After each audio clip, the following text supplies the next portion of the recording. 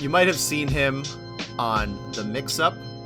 You might see him on Micro Melee or his other wonderful YouTube videos. Or you might hear him at your favorite Slippy tournaments on commentary. We have a wonderful guest today with Radar. How you doing, Radar? Not too bad, man. How are you? I'm good. For context, this is a separate piece of content than what we just did, but we did just record an episode of The Archives, a nice little match with Blues Clues and Eggs.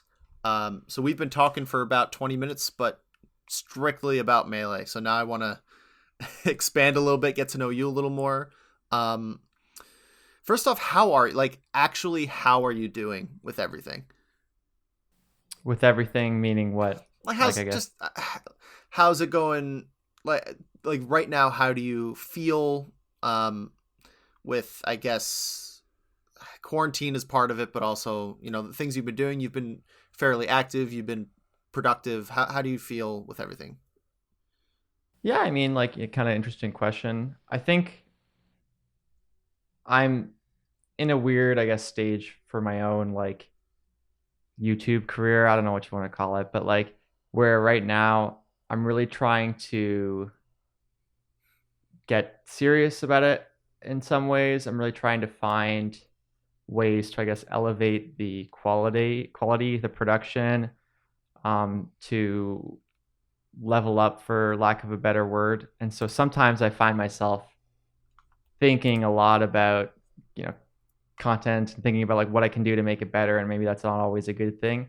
I think, 2020 for all of its issues, for me was a fairly okay year.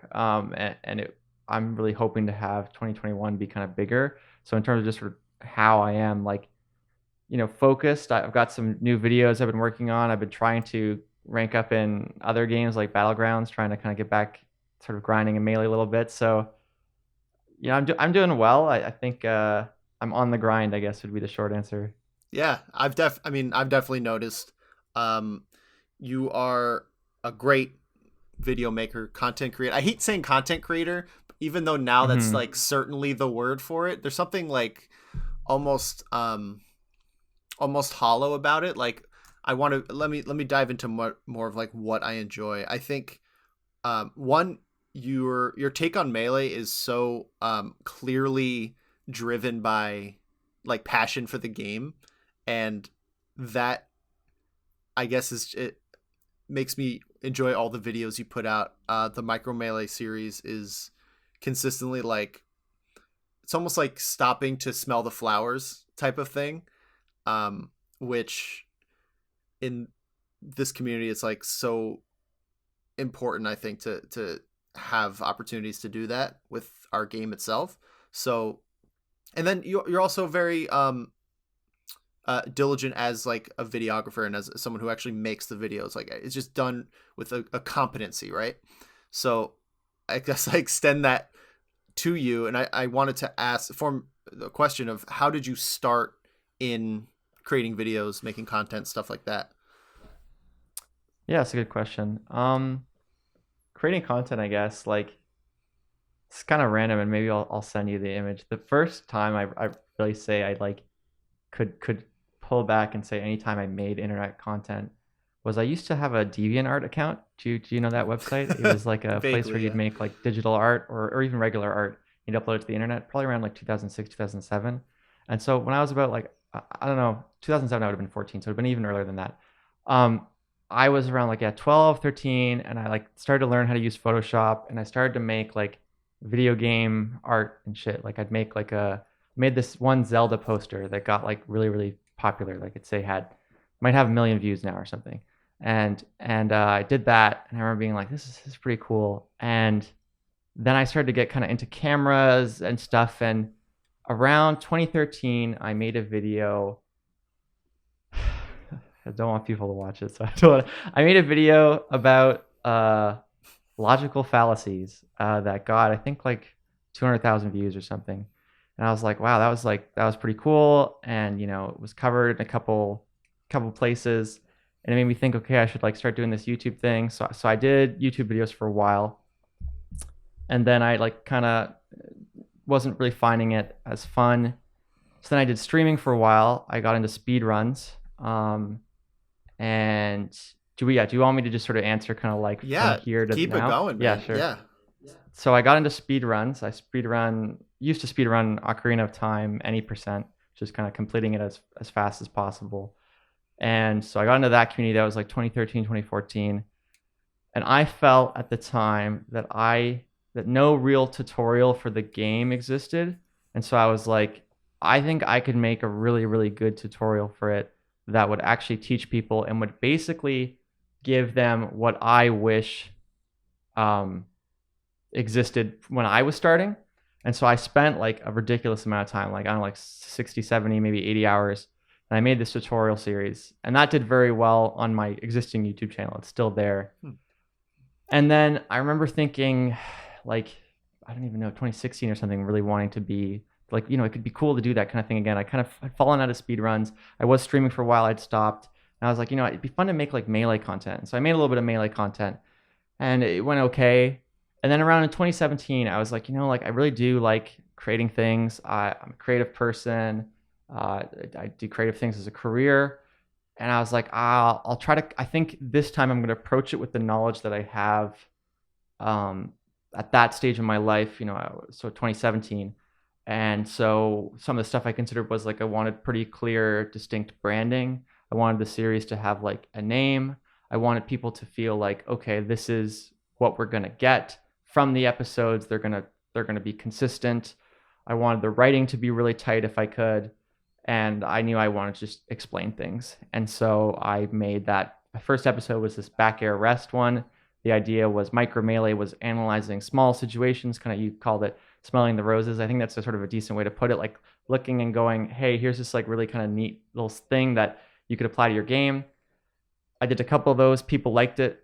Looking back on them now, they're still very rough. But like I kind of had an idea of what I wanted to do, and everything was very intentional. And then around that time, I started to realize, okay, well, if there's Micro Melee, then there should be Macro Melee. And I didn't mention this, but I kind of, at that time prior to that, I had a big background in like StarCraft. And in StarCraft, there's micro and macro, where macro is like building buildings, making units and stuff. And micro is like controlling the units. Sure. So it felt like a weird connection of like, okay, Micro Melee is the small moments. It's like the little interactions. It's at this percent, this kills, whatever. And then Macro Melee is like stage control. It's kill setups. It's whatever. So I started doing videos like that, and kind of mostly continued ever since. I did get into kind of a not so good car accident, and I had to take a pretty sizable break. That's why I started in 2017, and I did weekly videos for a while. And then I just stopped for like 2 years. But I'm not fully recovered now, but I'm like much better than I was immediately after the accident. So hopefully I'm going to keep making new videos, new tutorials. And during that accident, during that recovery, because I couldn't really play Melee anymore, couldn't do stuff, I started playing Hearthstone, because I was like, okay, well, this game, you can kind of like close your eyes and not look at a screen, and where you can like play a couple games, and it's not as like, you don't have to have fast reactions. You don't have like, I always played these games, like speedruns are very mechanical. StarCraft is very mechanical. Melee is very mechanical. So I tried out Hearthstone.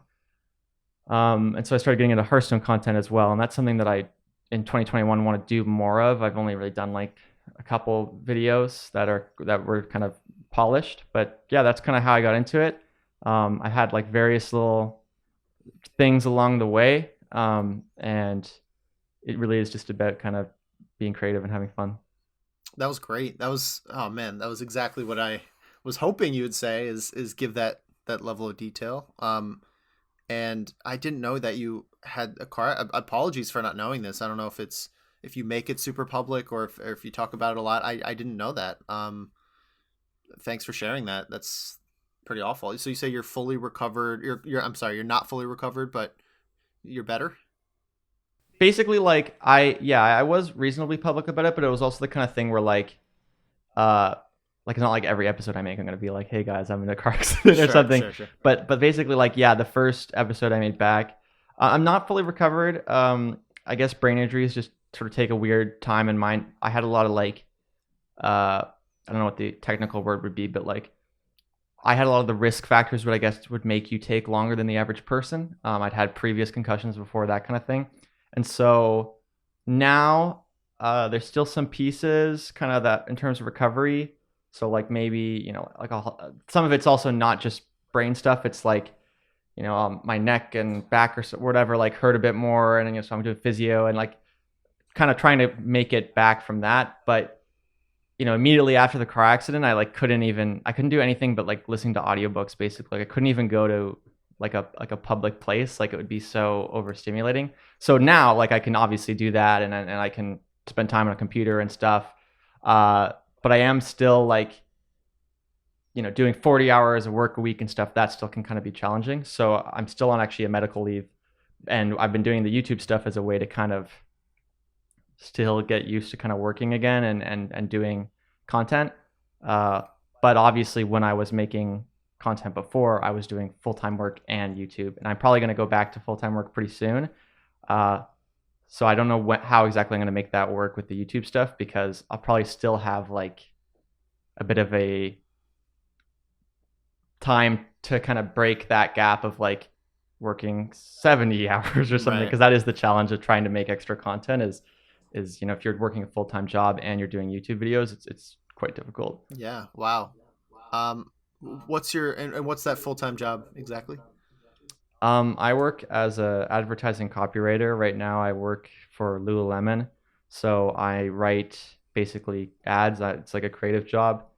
At Lululemon, it can kind of vary. Maybe I'm writing like a lot of what I've done lately is more like emails. So if you get an email from Lululemon because you like their products, I get them and all you signed time. up, Yeah.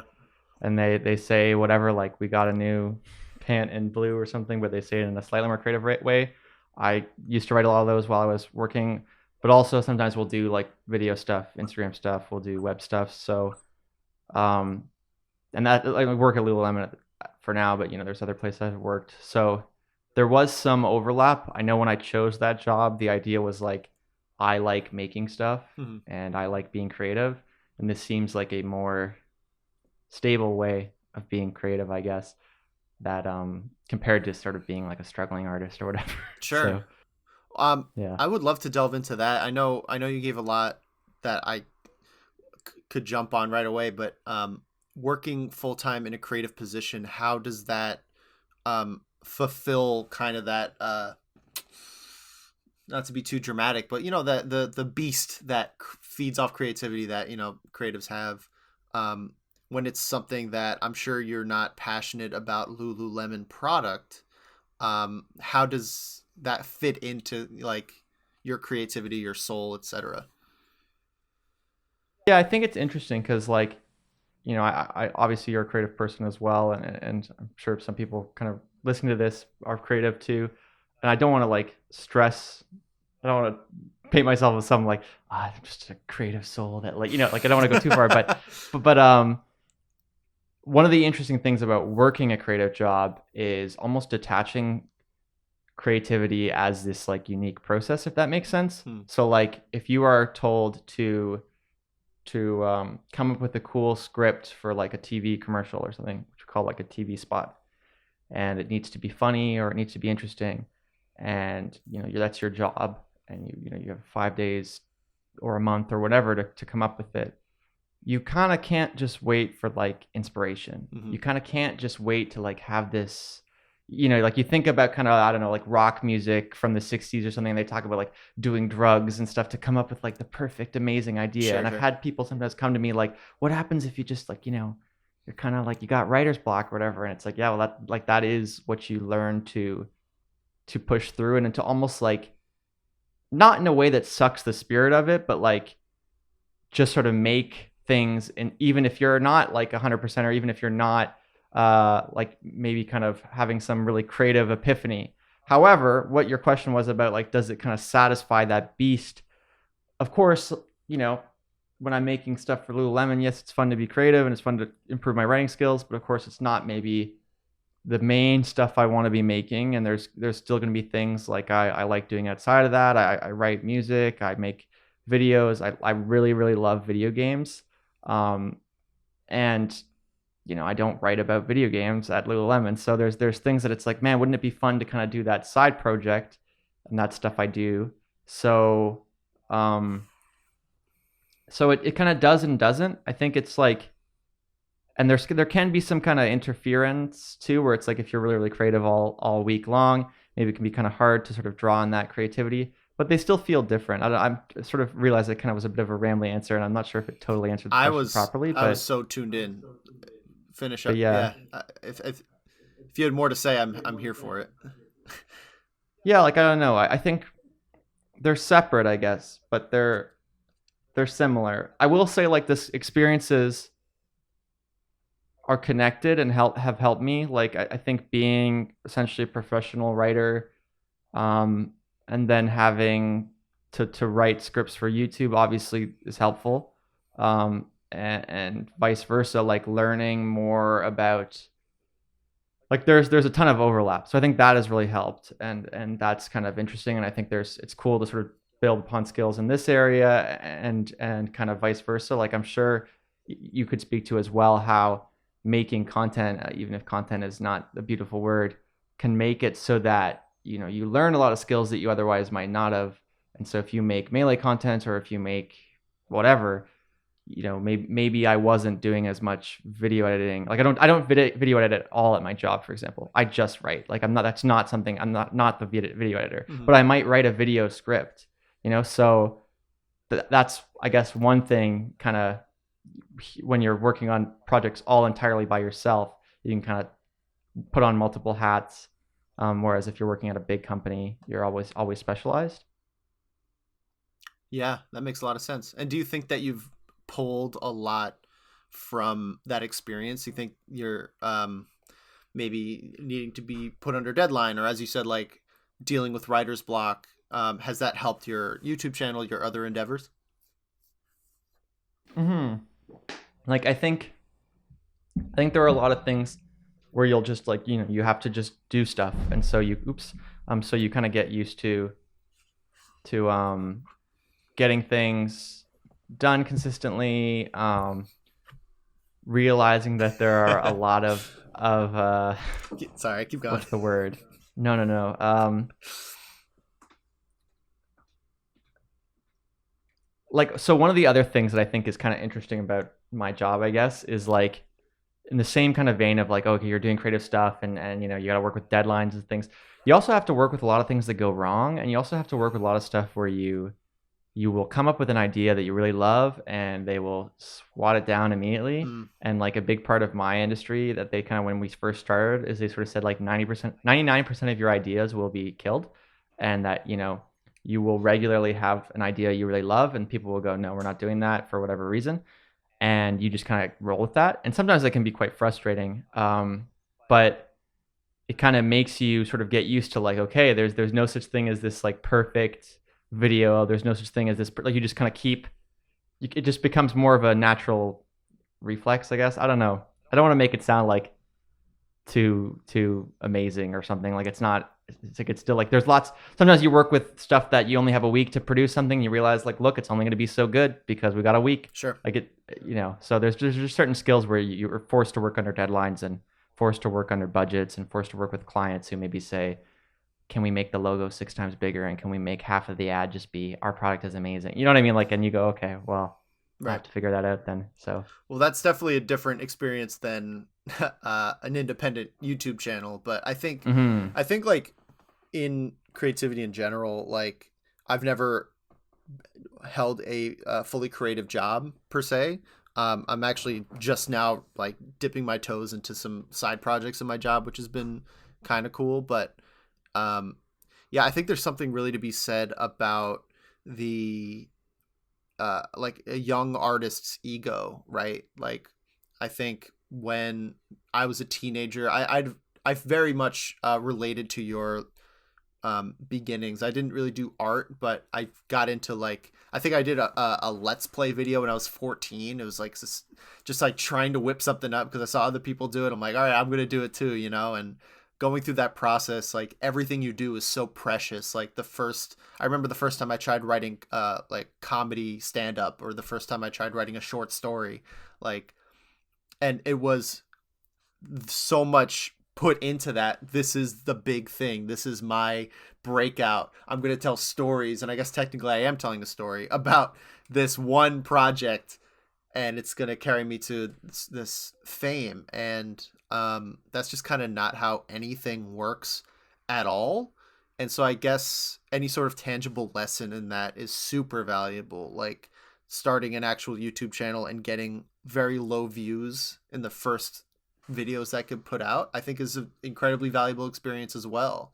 And so I guess what I'm drawing is that you are getting valuable experience, but it's not like you are this insanely unique position to get that. It's just, you know, these are lessons that need to be taken in one way or the other, if that's from a full-time job or if that's from just grinding your head on whatever side project that you're doing. Does that kind of resonate? Yeah, like I think, I mean, there's so many different kind of segues we kind of go into. But I agree, like it's an interesting experience to sort of start out and make something and kind of like learn sort of what your limitations are and what kind of maybe works and what doesn't work. There's a lot of like cliches and a lot of people who are wiser than me who have weighed in on like what it, I guess, takes to sort of be successful or what it takes to kind of make good content. The thing that really drives me forward, that maybe you've seen already, it's quite popular, was this Ira Glass quote about kind of making stuff. Have you seen this? It's basically like, the quote goes something along the lines of like, when you make things, you will have a period where the stuff you're making is trying to be good, but it like isn't good. Mm-hmm. And your taste, which is what kind of makes you creative in the first place, is still really developed. And so you realize it's not that good. And there's this gap where it's like, okay, this is where what the stuff that I'm making is, and this is where I like want it to be. Yeah. And the only way to close that gap is to just like make more stuff and make it on a consistent schedule. Yeah. And so obviously I'm trying to kind of do that as well, because everyone experiences that. You know, you make something, even if you're the most talented person in the world, like you make something and you think, man, it just doesn't like look as good, or this part was like really hard to write or whatever. And so like, yeah, you learn that both through your job, but there's just so much room for improvement, but also kind of in a solo creative environment, you learn that as well. And I think a lot of people, like the point of the quote was that a lot of people quit too early. That kind of, they think like, okay, I tried to make music and my music sucks, and I listen to my favorite artists and their music is good.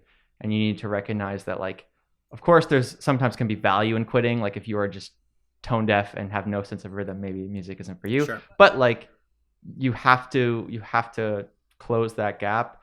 And I think the more important thing is having like good taste creatively. So yeah. I didn't know what you're talking about until you said the word taste, and I always run it. I don't know exactly what the quote is. I could have just like heard the quote from someone else quoting the quote, but I always think of it as like, simply put, my taste is better than my skill. And so I agree. I think that's a huge motivator, especially when you realize the second half of it, which you explained, which is that of course it is. It has to be. Like that's a necessary thing. And it was for every single person that's ever created anything, unless there's some savant that like, you know, wins a chess tournament at age 7, but that's such a small minority that here we are, we have to, you know, work for it and improve at our own pace. And I'm making sure my dog's not chewing my computer. Go for it. She is not. Very good. And so I think that's really valuable to put out, again, just to repeat over and over. And when it comes to, so I do want to talk a bit about Melee, right? Because Totally. that's how I know you. That's how we got in touch with this, and that's a community that we're both pretty entrenched into. For me, Melee has always been such a reliable catalyst to my creativity. I can always rely on it to when I have little other motivation to create something, or ambition. My ambition is scattered. It's kind of like this beacon of like, there's so much here, you already love it, and then I can go off in so many different directions with whatever is in front of me. What was your experience like? Let's hone in on the first Melee video you made. What inspired you? What got you into the scene? I'm curious about your journey there. So, like a lot of people, I am a doc kid. I did play Melee. I'm 27, so I played Melee as a child. I really liked Smash games as a child. Liked 64, liked Melee, liked Brawl a lot. Didn't really like Smash 4. I was old enough then. but I liked those games a lot. Like a lot of people, you'd hear about a Smash tournament, you'd think, I feel like I would do pretty well.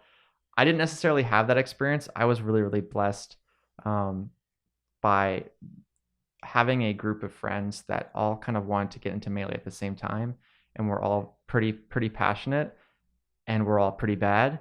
And so the kind of textbook experience about Melee is like going to your first tournament and just getting destroyed. And of course, I went to tournaments and I got destroyed, and I go to tournaments now and I get destroyed. But I did have this feeling of like, okay, yeah, if I do badly here, like I can always play with my friends, and we're all kind of bad, but we cared about advanced techniques still, right? Like we were trying to learn how to wave shine, and we were trying to learn, how to chain grab, and we're trying to learn that type of stuff. So I guess the question is like, how did I get into Melee, right? Like, how did that kind of start? Yeah, so like I basically watched the documentary. There was a sort of pretty passionate Smash scene in the place I went to university, which is in Canada, in Ontario, in this city called Hamilton. And they had a tournament called Mixmaster 4 and Mixmaster 3. So the university is McMaster. The tournament was Mixmaster, which is a little bit of a mouthful. But they had Armada come, and they had Mewtwo King come. It was at the time the biggest tournament in Canada. That was technically my first tournament, although we had like events with my friends. Like my friend Leon, who was one of the guys that we played with, had the Leon Cyber Games, which was like a big LAN tournament at his house with like all of our friends. So I like I said, I was lucky to have these friends who really cared about this stuff beforehand. But either way, so I went to that tournament. Armada was there. None was there back when None was like had just moved, I think, back to Canada and was like relatively unknown. Not unknown, like Armada had partnered with him, so clearly he knew he was a good player. But it's like he wasn't what he is today. Yeah.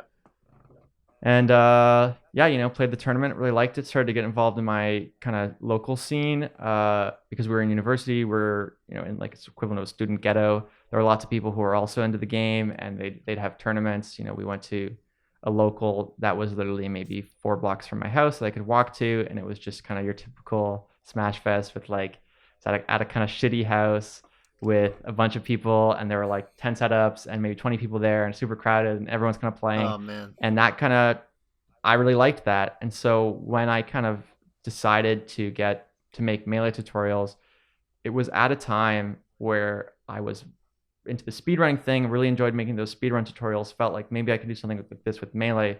But there's a pretty big gap in my knowledge and game sense and ability versus like what I could make.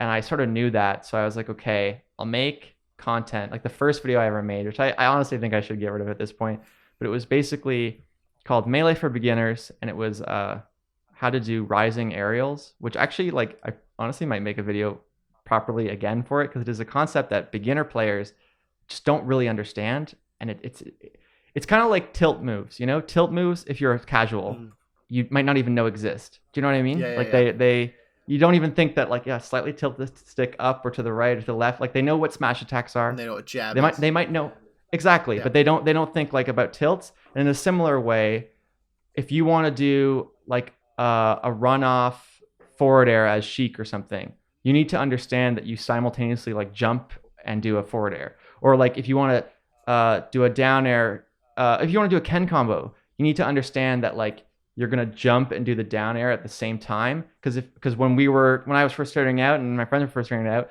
we try to do like a Falcon offstage edge guard and we just die. And like that kind of syncing up, like maybe we just didn't understand that. And so I made a tutorial being like, hey guys, this is what's happening. You need to be like jumping first and then inputting the aerial. And I think at the time I was like, okay, this much I know 100% sure that I am confident it is not wrong and it will still be helpful. And people did find it helpful. Sure.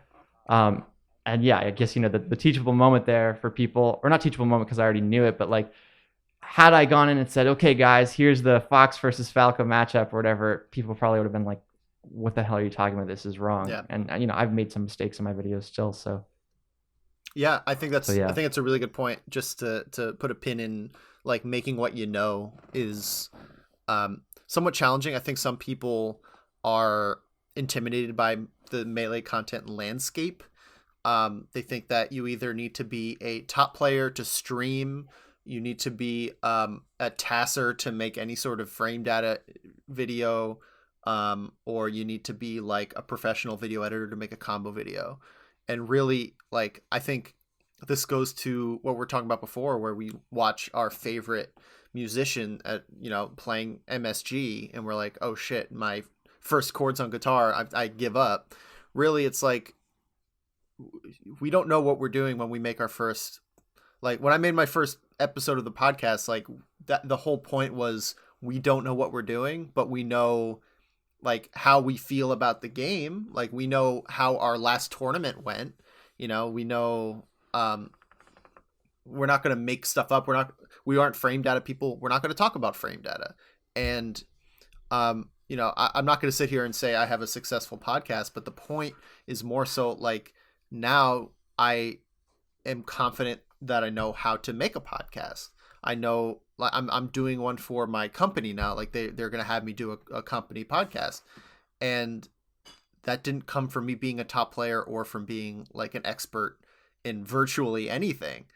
And that's the cool thing, I think, with I think it's a pretty common trend among content creators in Melee is that they start, it's a great entry-level esport, entry-level game to make stuff for, because there's so many different things you could talk about. You could literally just talk about how fun it was watching a tournament. That's valuable. That's worthwhile, just, and it gives you experience. Did you feel like Melee was a good avenue for you to grow as a creative, grow as a video maker, or did that come in other ways?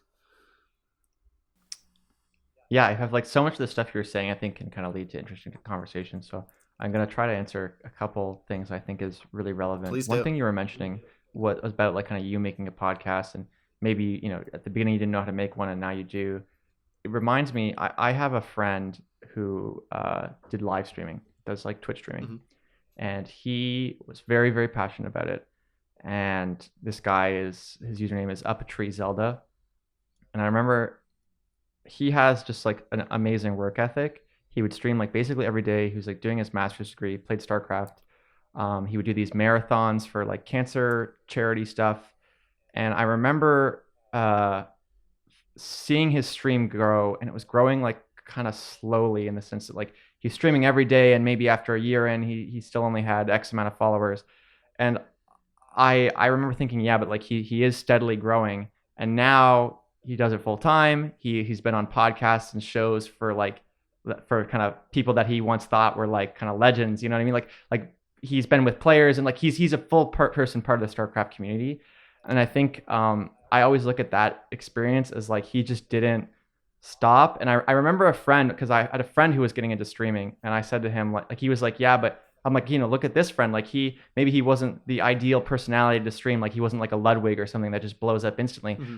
But look how many followers now. Like he's a partner. He's this, and I remember he said to me, yeah, but like after all that work, he's still only here. And I was like, maybe. But then 2 years later, now he's on podcasts. Now he's got even more. Mm-hmm. So like I guess that's what I'm saying is that like you starting a podcast, you could kind of maybe the first episode, was terrible or something. I don't know. I have not listened to it, but Please don't. 2 years from now, you might be the single best podcaster in the Melee scene, and if people love your interviews and you gain a bunch of skills. So something to be said for that there. But your original question, I'm forgetting, was about your experience creating content through Melee. How do you feel the game ushered you along in your creative process, at least in video making? I know you made some Melee music too. 5 Days of Melee owes you a huge credit for that.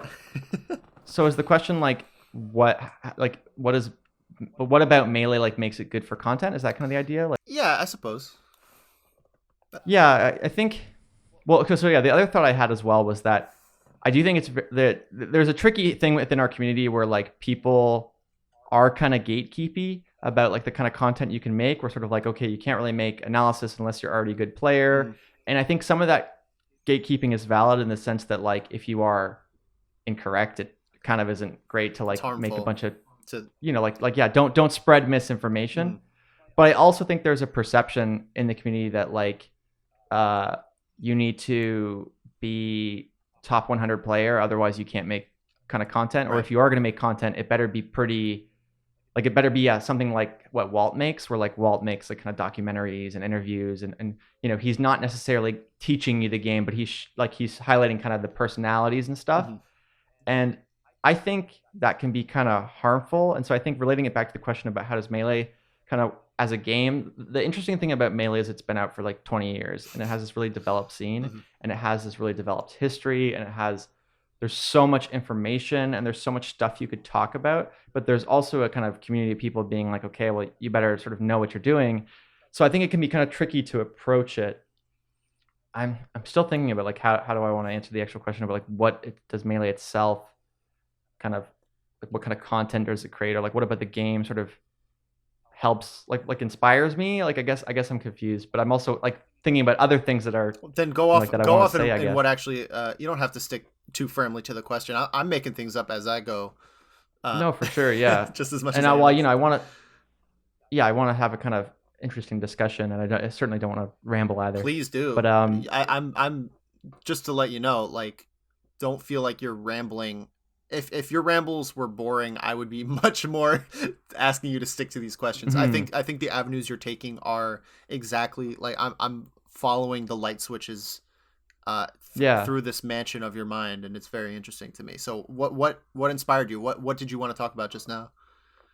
I think I think one of the things that maybe people struggle with a bit when they're getting into Melee content, because there's this enormous knowledge barrier, is when you're making content generally, you almost copy people you like. And of course, people say you got to be yourself and you got to figure things out. But there is something to be said for hey, I really like this stuff. I'm going to try to kind of be that, but for Melee, or I want to kind of you develop your own style by trying to kind of blend in different things you like. And you don't want to say, man, I love Scar's commentary, so I'm going to try to be Scar. I know I can't be Scar, but that doesn't mean that I won't still sort of draw on that as an influence or whatever, even though I think my commentary is nothing like him. But you're Scar 2.0. What are you talking about? Exactly. But you get what I mean. That kind of so one of the things I think people maybe don't realize about Melee is there really are a lot of areas of content that are kind of unexplored. And I think obviously this is a skill in itself, but there's a lot of stuff you could find about Melee that's really interesting. There's a lot of stuff that it doesn't just need to be tutorials. It doesn't just need to be commentary. The reason Walt and I made our podcast, I felt there's stuff that isn't talked about maybe enough. We, without spoiling kind of future episodes, but more recently, I saw that Gumi recently released this motherboard. Did you see this? Yeah. The kind of custom motherboard controller thing. There is a whole community in our scene that are controller experts and understand this whole side about controller modding and everything. And that's kind of interesting. And there's people who, design, custom textures, and you could kind of get into making the coolest custom textures. And I guess what I'm saying is that there's so many avenues for Melee content that I think people don't consider, and if you're a newer person who wants to make Melee content, it's like, look at what isn't being done, because right now, there aren't like player interviews, for example. Like, you're doing a lot of that. You highlighting people like Mook. I know Walt mentioned that you guys interviewed them recently. So, like, that's kind of a gap in the scene. And I know I've talked with Tafo about content generation, and Tafo said that like a lot of the content he made, it felt like there just isn't that content in Melee, and there should be. And so I think sometimes people, if you are approaching it and you're like, well, I'm not a top player, or maybe I don't have as good of a knowledge of the game, one, I would say, okay, you don't need to be top 100 if you are knowledgeable about the game in any way. Like, I'm not top 100, but I still think I can teach people some really fundamental concepts, because I still play the game at a fairly decent level. But there's also totally other areas where you could kind of use very, very different skills and explore Melee in a really interesting way. And I think that might be missing from some of the people who want to get into content, is they just think like, I can't be Toph or Hugs or these guys that are kind of the personalities. And so what can I be? And it's like, there's lots of things you can be, I guess, is what I'm thinking. Yeah. Oh, I love that.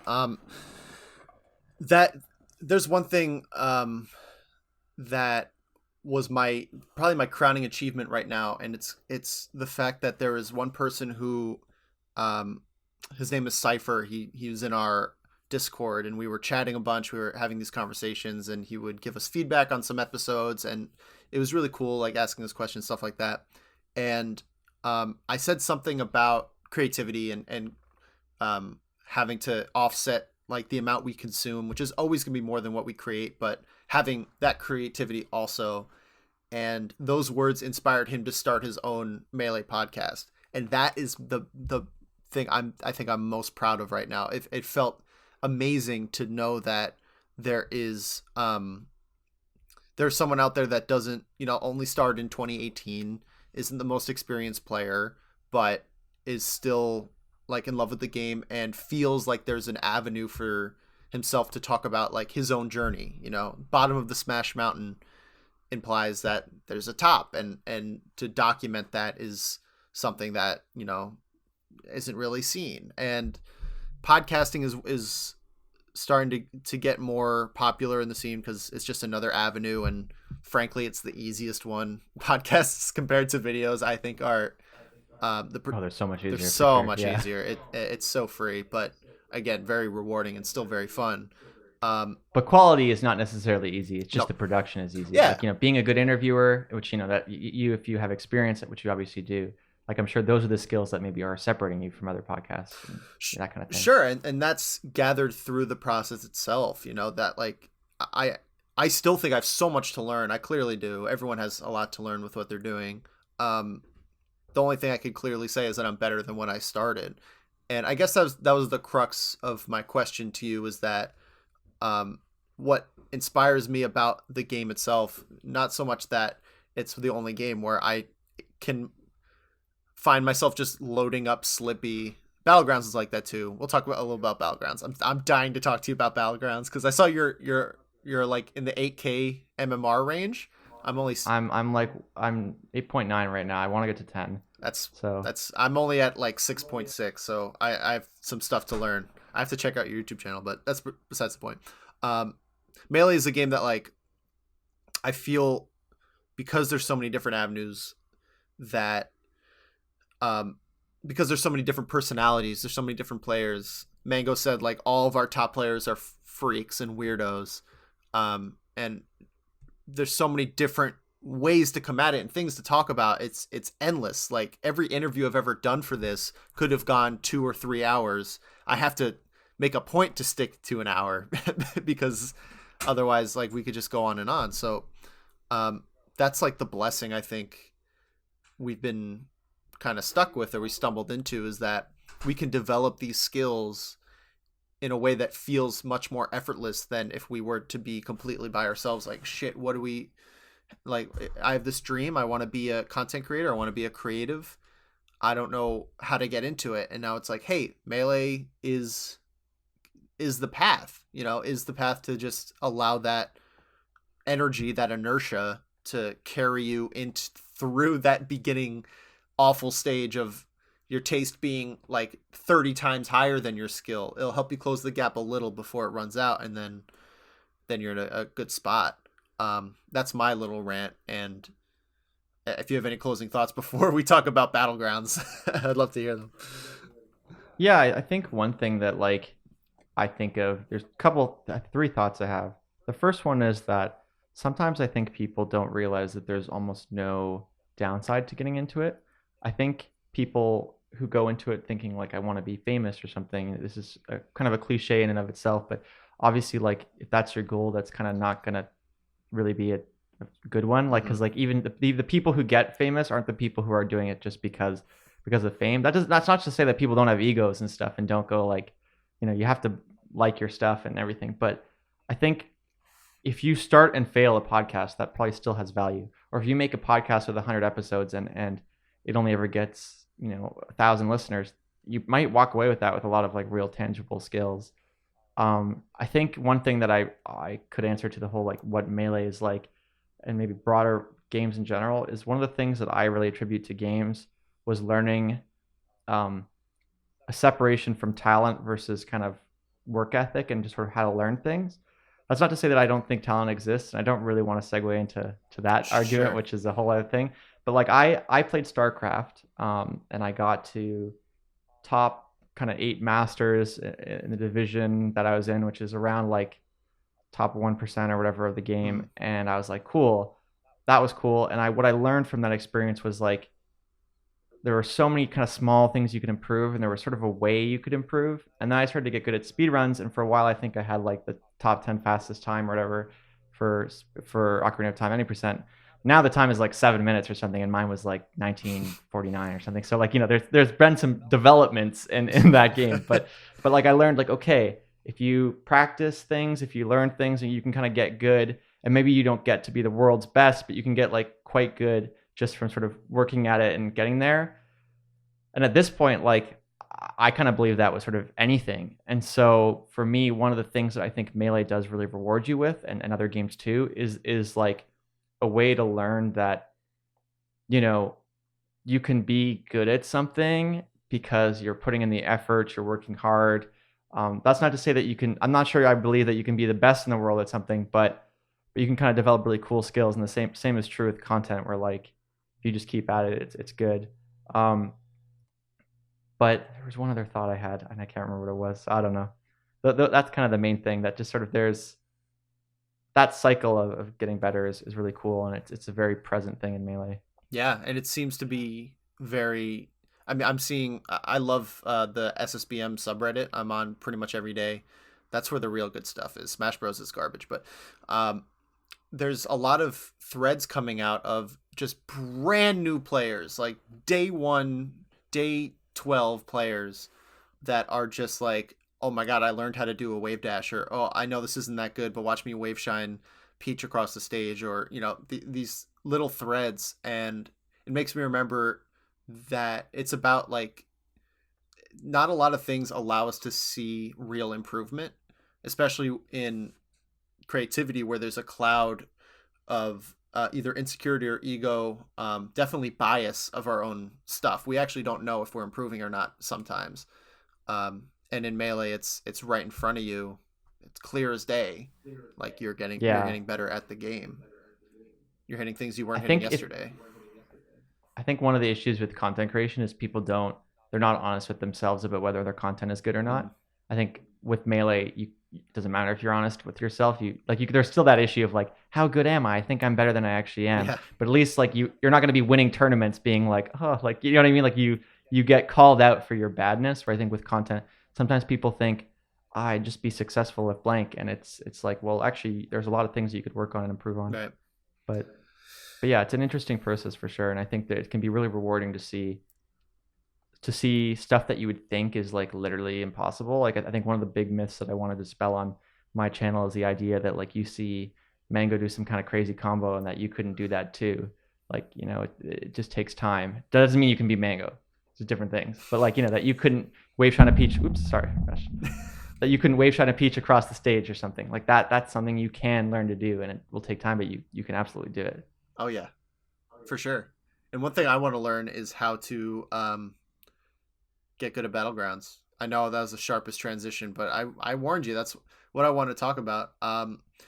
So I got into Battlegrounds. Just a little backstory of where I'm coming from, because I want to hear about you as well. It was just like someone on Twitter just posted his like winning warband, and I was like, I had no idea what the hell was going on. I'm like, I recognize some of these cards, but I don't know why it's like 98 in stats. Like, what the hell? What is this? And then it was right at the Pirates patch, I think. Like right when that came down, I started playing, and man, that game is really strong. I've played other auto chests before, but this one feels less about I don't know, because it's a bit more simplified. Every decision feels a lot more impactful, and I've just been hooked ever since. I probably play at least 2 or 3 games a day, and watch content all the time. Just watching the top players play. Like, where are you with that game? How much do you play all that? So I play a lot. I have this thing where I kind of feel like I can only like juggle 1 or 2 games at a time, so I get like really into one game, and so like maybe right now, like, yes, obviously I consistently make melee content, but I'm kind of on the Battlegrounds train for a while. I was on the Hearthstone Standard train for a while. I was on the melee train for a while. Kind of hops around. So lately I've been trying to get into Battlegrounds. I think it's an amazing game to stream because it is very chill. Mm-hmm. It is absolutely a game where you can easily interact with chat. It's a game where it's great to play while doing like the dishes or something, or like, you know what I mean, something kind of minor, like not the dishes because it's wet, I guess, but like if you're like kind of cooking dinner is a good one. Yeah, like, you know, just kind of, okay, I'm gonna buy these things. Of course, at a higher level, maybe you have to be more focused, but I think it's a really fun game. It's funny, you know, I contemplated doing all my content on the same channel, and it's something I still wonder if it's a mistake or not, but I did make a separate Hearthstone channel. And one of the things I was thinking, so one of the things people recommended I do is to make a video about why melee players should get into Hearthstone, to kind of segue the content and like kind of loop people in. And I thought about it, and I was like, I don't really feel like people from melee would like Hearthstone. That was the problem. Like, I don't believe that. But thinking about it, I do actually think they would like Battlegrounds. And the reason why is not what people would think, because they actually have very little in common. And that's why I think people would like it. Is melee is this game that is like, I don't love this word, but like it's a very sweaty game. Yeah. You know, you're sitting there, you're like, okay, gotta execute tech skill, gotta react and stuff. And then Battlegrounds is kind of like almost the opposite. It's very casual, it's sort of slow. You're thinking. It's still very competitive. There's still a lot of high level decision making. People think, obviously luck is a factor, but the more you play, the more you realize it's like poker or something where, you know, the decision making is so much more impactful than the luck. Mm-hmm. And I think, you know, more melee players would benefit from playing a game that's like really, really not like melee. And Battlegrounds for me is a great game to chill with, because for me, so many games that I love, they're these like super high execution, fast games. And sometimes you're like, I just want to like relax a little bit, but I still want to care. You know, I don't want it to be stupid either. Sure. I want it to feel like meaningful. So I really love Battlegrounds for that reason. I think it's a really fun game. I think it's fairly simple to get into. It helps obviously if you're experienced with Hearthstone, because some concepts like taunt or death rattles or whatever, you know, you might be more intuitively familiar with. But I also don't think it's that hard to get into as a total noob. I know other people who have gotten into it with no Hearthstone knowledge and they like it. But yeah. Do you have any other Battlegrounds questions? I'm happy to kind of keep talking. Well, I'm definitely going to be checking out your streams when you play them. I think, especially after this interview, I'm super down. I think for the level of analysis and the energy you bring, I'll be in there. I guess it's tough because I still feel like a bit of a beginner. I realized recently I got my cousin, who we play Warcraft 3 a lot together.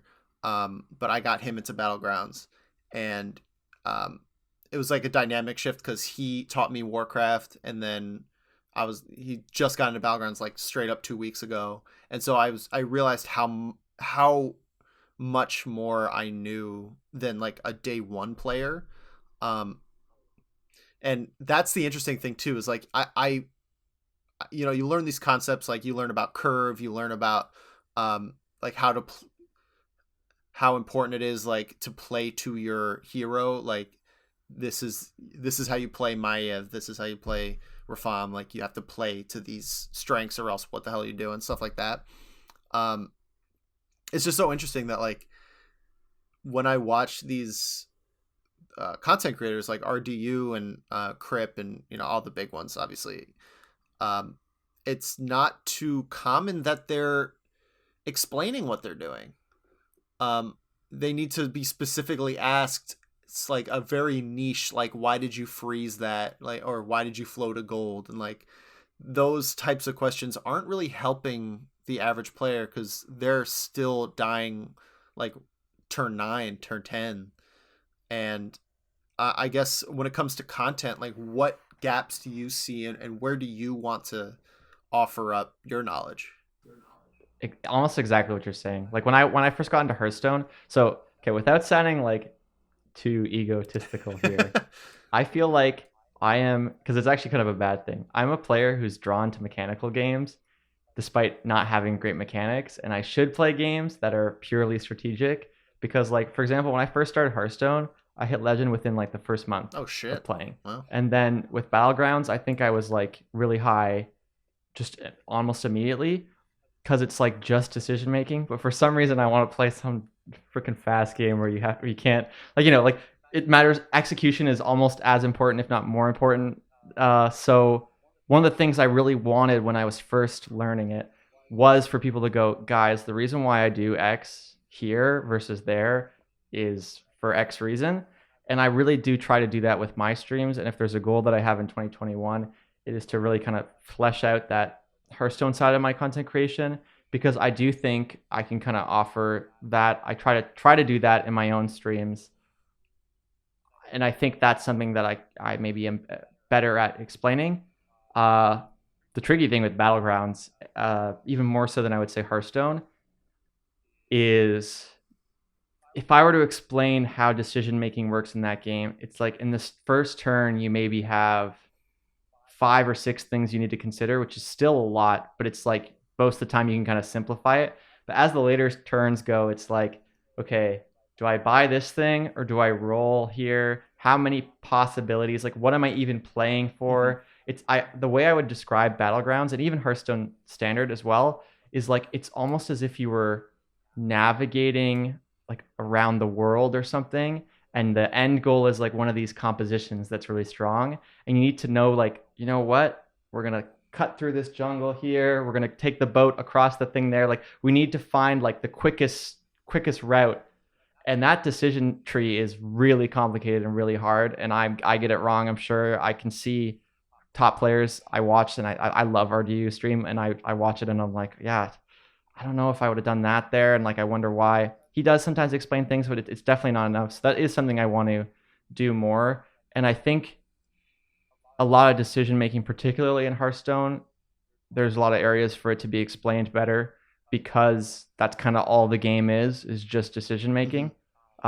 Whereas in Melee, it is execution. But the funny thing is I think we don't talk enough about decision making in Melee. I think in Melee, people think of it purely as like they watch someone like Hacks who's so technical and they go like, okay, I gotta do that. But they don't think enough about like, yo, in this situation, the only way they get out of this corner position is like if you overcommit with this, and if you start walling out with these 3 moves or whatever, like what do they really do? Like they have to really like commit hard to an option, and if you call that out, you could kill them. And like learning those kind of things is something I try to do with Melee. But yeah, Hearthstone and Battlegrounds are just only that. It's right. Like only decision making. So it's really fun.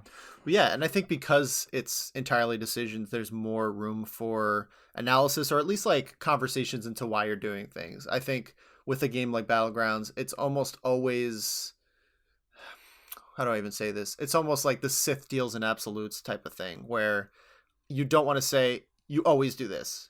Just like in Melee, just like I guess any game, StarCraft, Warcraft, you can't say you always want to do this, but you say generally you want to be strong on turn 4 against Millhouse so you don't take damage, as an example, or something like that. So because I'm facing this player, I'm not going to level, I'm going to buy an extra unit, and just really expounding on ideas, and then saying I could be wrong because maybe they level at the last second so that I'm giving up power later, so that, and just having that conversation is what's missing. In Melee, you have to literally go into the past and go like 10 seconds at a time and be like, all right, let's take an hour. Like Will Wasabi talks about his drugged fox lessons all the time. He'll be like, bro, today we just went over one stock. I'm like, what? Like, what are you talking about? The game is so fast that it's impossible to have a stream. I think Ginger did this once. I don't know if you watch a ton of Ginger content, but he was playing unranked and he tried to explain all his decisions as he was doing it. And that content is amazing. I honestly cannot believe that he's able to do it. Like people should watch that. Yeah, it's very good. But it takes someone like Ginger who streams a lot, who makes a lot of content, like, and is a top player. It's not easy to do that. But with Battlegrounds, you could be more in the top 100, top 200 range because that's all it is, you know? I think one of the things that, you know, and the podcast is an hour, right? So I don't want to go too long, but one of the things that I really do want to talk about more in my own videos at some point, and one of the things that I've learned from getting better at games is every game, I'm actually probably going to make a video at some point how to get good at any game, because I really believe it's the same, is going to have complex decisions. And the way to carry yourself across every single skill thing, even the top, is to simplify the decisions down. And so even if you're a top player, you are taking certain situations like, okay, so let's just use an example, a Melee example, because people know Melee here. So like maybe, you know, you're thinking shield pressure, and I don't really know a lot of fancy shield pressure as Falco, but what I do know is that Nair has slightly less lag than Dare, and so maybe when I attack their shield, because I'm getting shield grabbed a lot, maybe I'll do some more Nairs than Dares because I'm afraid of getting shield grabbed, and it's a bit more lenient there. And that's simplifying a decision. And in Battlegrounds, it's the same thing. Like, you know what?